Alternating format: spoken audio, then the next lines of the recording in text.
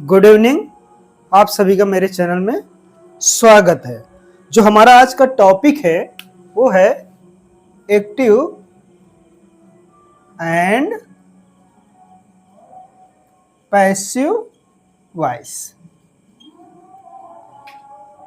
क्या है active and passive voice? आखिर होता क्या है कि एक्टिव एंड पैसिव वॉइस होता क्या है? देखिए, कुछ भी अंतर नहीं होता है।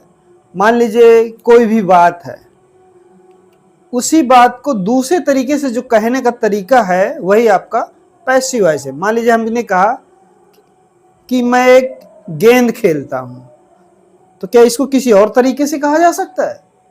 हाँ, आप इसको कह सकते कि एक गेंद मेरे द्वारा खेला जाता है। ठीक है, मैं खाना खा सकता हूं, तो इसको क्या इस तरीके से कह सकते हैं कि खाना मेरे द्वारा खाया जा सकता है। मेरी माँ खाना पकाती है, तो इसको और कौन से तरीके से हम कह सकते हैं कि खाना मेरी माँ द्वारा पकाया जाता है। तो देखिए, दोनों में क्या अंतर है? एक भी अंतर नहीं, सिर्फ कहने का तरीका बदल गया है। बदल गया है ना। जैसे मैं कहता हूं कि मैं एक खेल खेलता हूं। क्या लिखा? मैं एक खेलता हूं, खेल खेलता। I play game. मैं एक खेल खेलता हूं, तो इसी को हम कह सकते हैं कि एक खेल मेरे द्वारा खेला जाता है। कोई अंतर नहीं है। तो क्या है? पैसिव वॉइस का मतलब है कि किसी बात को दूसरी तरीके से कह देना। अंतर क्या है? पहचानेंगे कैसे? इसको पहचानने का तरीका भी बहुत आसान सा है। जैसे इसी में है, इसी का पैसिव वॉइस बना दे तो ये हो जाएगा ए गेम इज प्लेड बाय मी। क्या अंतर आया? आप देखेंगे जो ये सब्जेक्ट है वो यहां पे चला गया और जो ऑब्जेक्ट है वो शुरू में होता है।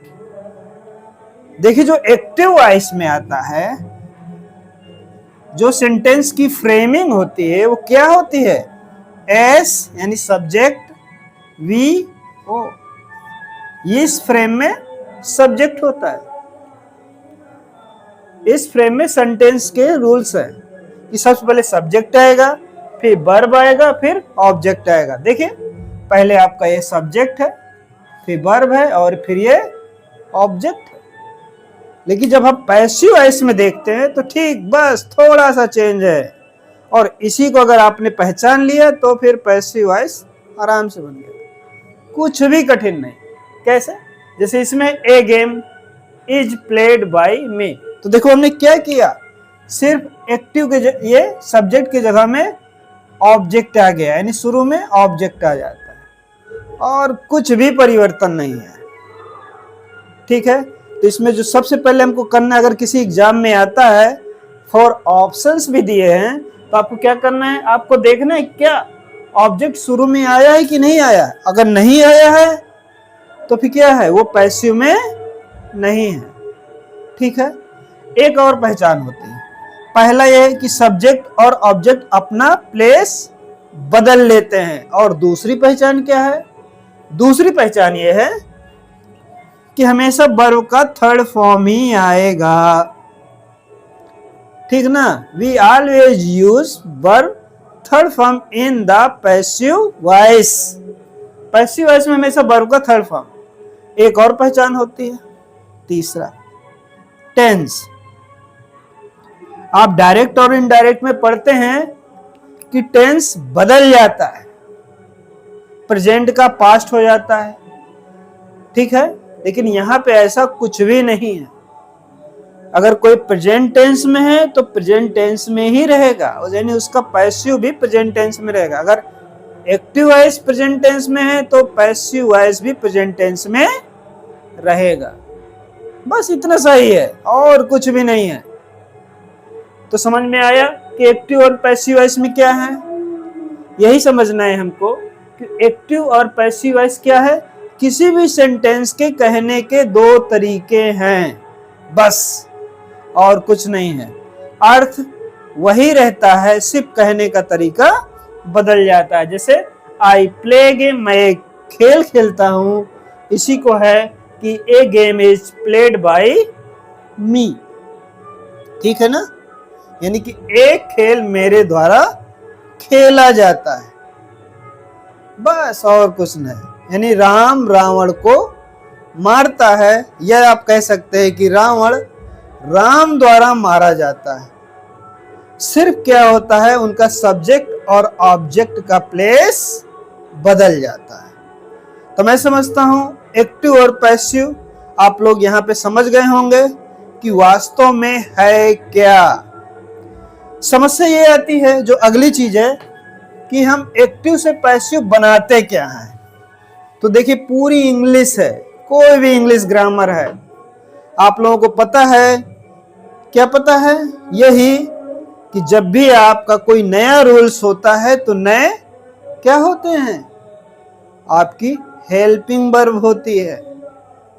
और यदि हमको हेल्पिंग वर्ब आती है तो हम एक्टिव से पैसिव बना देंगे।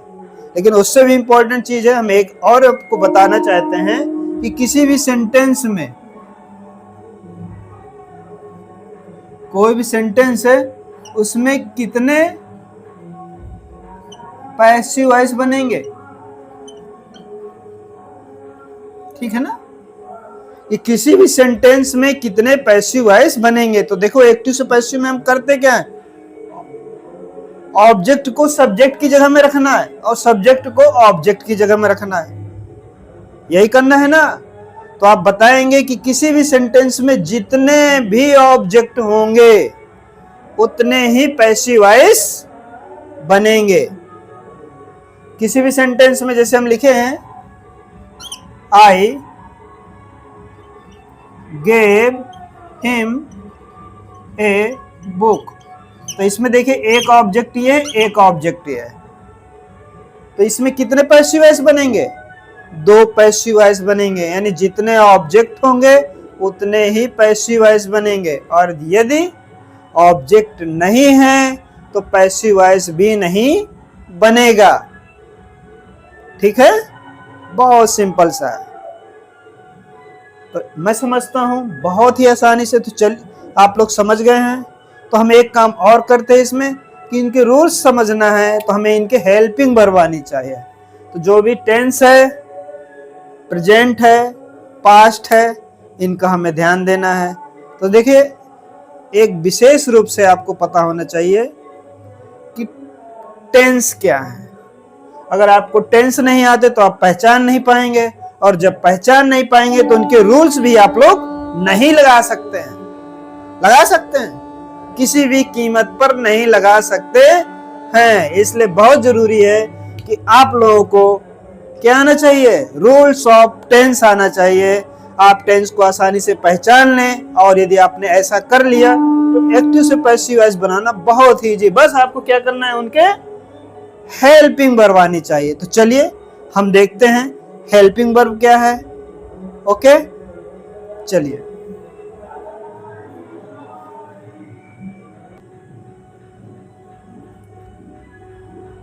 हाँ, अब हम लोग पढ़ेंगे कि हेल्पिंग वर्ब क्या होती है। पैसिव वॉइस की हेल्पिंग वर्ब अगर हमको ये पता चल जाएगा ना, तो हम लोग तो तुरंत ही पैसिव वॉइस बना देंगे। देखिए कैसे करना है। देखिए आप लोग जानते हैं कि ये टेंस लिखा है, ये प्रेजेंट में है, इंडेफिनिट, कंटिन्यूअस, परफेक्ट और परफेक्ट कंटिन्यूअस। ठीक है, अब देखिए इनका जब ये हम बनाएंगे तो इसमें क्या आएगा। देखो एक्टिव में है, जो इनकी हेल्पिंग वर्ब है डू या डज होती है, इसका इज आरएम होता है, हैज या हैव आता है, और हैज हैव के साथ वीन आ जाता है। लेकिन यही जब पैसिव वॉइस में आते हैं तो देखिए क्या होती है, जो इंडेफिनिट का है तो इज आरएम आ गया, कंटिन्यूअस टेंस की जो सहायक क्रिया है वो वीइंग आ जाती है, और परफेक्ट की क्या है, हैज हैव के बाद वेन लगा देते। अब इसके बाद आपको क्या करना है, हमेशा वर्ब की थर्ड फॉर्म आएगी। आप लोग पढ़े ही हैं, है ना, एक्टिव में भी हम लोग क्या करते हैं, वर्ब की थर्ड फॉर्म ही आती है क्या, नहीं आती। एक्टिव में ही उसके बाद सहायक क्रिया के बाद मेन वर्ब आएगी, उसके बाद वर्ब आएगी। इसमें क्या करना है, हेल्पिंग वर्ब आएगा, और हेल्पिंग वर्ब के बाद क्या आएगा, वर्ब की थर्ड फॉर्म।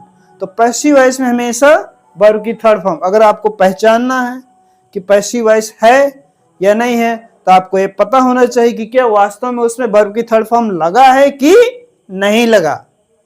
और यदि आपने इतना ढूंढ लिया तो अगर आपका बहुविकल्पी प्रश्न है तो बहुत ही आसानी से आप उसको पहचान करके ये काम कर लेंगे। ठीक है, तो ये देखिए हेल्पिंग वर्ब है। तो देखिए इस तरह से आप इसको सेंटेंस, एक्टिव में क्या पहले सब्जेक्ट आएगा, फिर वर्ब आएगा और ऑब्जेक्ट आता है। लेकिन जब पैसिव बनेगा तो सब्जेक्ट और ऑब्जेक्ट क्या करेंगे, अपना स्थान बदल लेंगे, यानी सब्जेक्ट बाद में चला जाएगा और ऑब्जेक्ट शुरू में आ जाएगा। बस यही करते हैं, यानी हम लोग कर्म को कर्ता बना देते हैं और कर्ता को कर्म बना देते हैं, क्योंकि सब्जेक्ट का मतलब है किसी भी काम को करने वाला, वर्ब का मतलब क्या है, जो काम हो रहा है, और ऑब्जेक्ट का मतलब है कौन सा काम। ठीक है ना, तो एक जिस पर काम का प्रभाव पड़ रहा है। तो बस इतना ही करना है, यहाँ पे ऑब्जेक्ट आ जाएगा, हेल्पिंग वर्ब आ जाएगा, वर्ब की थर्ड फॉर्म लगा देंगे और बाई के बाद वर्ब सब्जेक्ट लिख देंगे। सब्जेक्ट के पहले हमेशा बाई आएगा। कुछ कंडीशनल रूल्स होते हैं जिसमें हम लोग बाई नहीं लगाते हैं। जैसे किसी के साथ शादी होगी तो वहां पे हम क्या रहेंगे, लिखेंगे बाई ना लगा के वहां पे टू लगा देंगे। ओके, तो इस तरीके के ये आप लोगों को याद रखना है। ठीक है, क्योंकि ये काम आपको करना है, हो जाएगा। अब देखिए अगर पास्ट आ जाए, ये प्रेजेंट को हटा दे, यहां पे अगर पास्ट आ जाए तो देखिए क्या होगा। पास्ट में आप लोग जानते हैं कि यहां पे क्या है, ये पास्ट वाला हम ध्यान दे देते हैं कि अगर पास्ट टेंस आ जाए तब क्या होगा, इंडेफिनिट की पहचान डेड आएगा या फिर वर्ब की सेकंड फॉर्म, इन दो में से एक में होगा जिसको आप आसानी। तो इसमें क्या हो जाएगा, इज आर एम के जगह में वाज और वर हो जाएगा। यहां पे देखिए क्या होता है, कॉन्टिन्यूअस में होता है वाज और वर, तो यहां पे क्या आ जाएगा, वेइंग ही रहेगा और वर्ब की थर्ड फॉर्म रहेगी। इस हाँ देखिए पैसिव वॉइस में क्या आएगा, विंग और वर्ब की थर्ड फॉर्म है। विंग देखिए जरूर आता है। और देखिए ये क्या है, विंग है क्या, ये बताता है कि कॉन्टिन्यूअस टेंस है, बी का इंग फॉर्म लगाना है। ठीक है, और इसको विस्तार से हम लोग पढ़ लेंगे जब हम लोग इसको टेंस बाय टेंस अध्ययन करेंगे, तो इसको हम विस्तार से पढ़ लेंगे। और यहाँ पे क्या है, हैज है, तो यहाँ पे क्या हो जाएगा, हैड आता है, तो यहाँ पर भी हमारा हैड आएगा। ठीक है, अब देखिए यहाँ पे एक विशेष रूप से ध्यान देना है कि परफेक्ट कंटिन्यूअस टेंस का आपका पैसिव वॉइस नहीं बनाएंगे। ओके, बस इतना सा रूल्स है। और यदि आपको इतना पता है तो एक्टिव से पैसिव वॉइस बनाने में कोई दिक्कत नहीं है। मैं समझता हूँ इतना आप बेस समझ गए होंगे, तो फिर एक्टिव से पैसिव वॉइस बनाना आसान हो जाएगा। ठीक है, और इसके बाद भी अगर आपको कोई दिक्कत हो रही है तो कमेंट में लिखिएगा, वो आपकी सारी समस्या मैं सॉल्व करने की कोशिश करूँगा।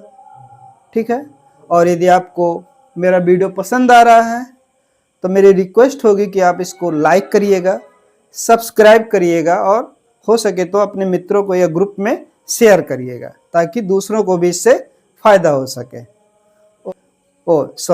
अगले वीडियो में हम विस्तार से पढ़ेंगे कि एक्टिव से पैसिव कैसे बनाना है और टेंस वाइज पढ़ेंगे ताकि हमको आसानी से समझ में आ जाए। ओके।